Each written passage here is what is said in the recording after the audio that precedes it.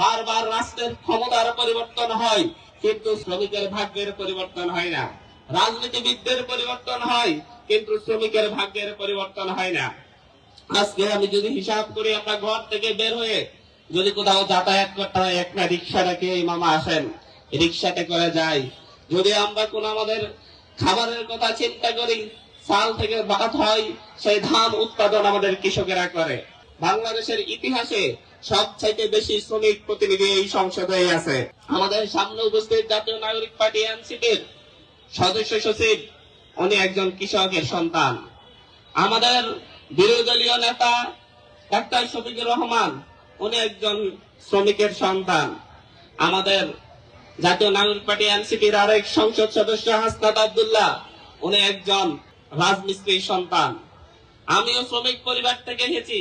আমার আমার চাচাতো ভাই রিক্সা চালাই, আমরা সেই পরিবার থেকে এসে আজকে সংসদে প্রতিনিধিত্ব করতেছি। শ্রমিক প্রতিনিধির ক্ষেত্রে, শ্রমের প্রতিনিধির ক্ষেত্রে আমি মনে করি এই সংসদ সবচাইতে বেশি তারুণ্য এবং শ্রম রাজনীতির জন্য সবচাইতে গুরুত্বপূর্ণ ভূমিকা পালন করতে পারে। সেই ক্ষেত্রে আপনাদের সহযোগিতা প্রয়োজন।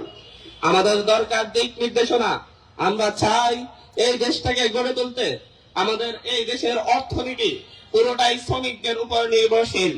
আমি আজকে গুগলে সার্চ দিয়ে দেখলাম কত শতাংশ মানুষ সরাসরি কায়িক শ্রম দেয়। তার মধ্যে দেখলাম প্রায় এই দেশের 70% মানুষ কায়িক শ্রম দিয়ে আমাদের এই দেশের অর্থনীতিকে টিকিয়ে রেখেছে।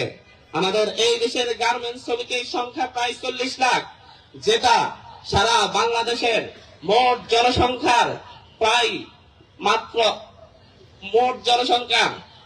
15 থেকে 17%। কিন্তু দেখেন, এই 17% জনসংখ্যা বাংলাদেশের বৈদেশিক রপ্তানি অর্থনীতির 80% তারা দখল করে রেখেছে। 80% আয় হয় মাত্র এই 40 লাখ শ্রমিকদের রক্ত আর ঘামে। কিন্তু সেই শ্রমিকদের ঘরে থাকার জায়গা নেই, রান্না করার পাত্র নেই, তাদের নিয়মিত দৈনন্দিন চাল কেনার টাকা নেই। তাদের উপর নির্ভর করে আমরা বড় বড় দেয়াল তৈরি করি। আমরা আমাদের 1 লক্ষ টাকার এসি, আমাদের যে সরকারি আসে সেই সরকারি 1 লাখ টাকার এসি কিনতে গেলে 15 লাখ টাকা লেগে যায়। কিন্তু আমাদের শ্রমিকদের দৈনন্দিন খাবারও জোটে না। আমাদের যে প্রবাসী আয় রয়েছে, বাংলাদেশের মূল অর্থনীতি, মূল জীবিকা শক্তি, মূল বাংলাদেশের অর্থনৈতিক পাইপলাইন আমাদের প্রবাসী ইনকাম। 1 কোটি মানুষ বাবা মা ছেড়ে, তাদের পরিবার পরিজন ছেড়ে, আত্মীয় স্বজন ছেড়ে, জন্মভূমি ছেড়ে সুদূর সেই মধ্যপ্রাচ্য কিংবা পশ্চিমা বিশ্বে গিয়ে তারা শ্রম দেয়। তারা টাকা পাঠায় আর আমার এই দেশের দুর্নীতিবাজরা লুটপাট করে খায়। এবং সেই দুর্নীতিবাজরাই আবার সংসদে গিয়ে সেই বড় বড় কথা বলে।